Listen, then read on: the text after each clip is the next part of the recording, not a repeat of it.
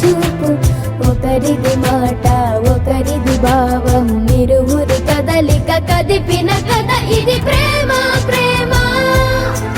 తిరిగొచ్చే తీయగా ఇది ప్రేమ ప్రేమ, ఎదురొచ్చే హాయిగా ఇది మనసుని తడిపిన క్షణము కదా.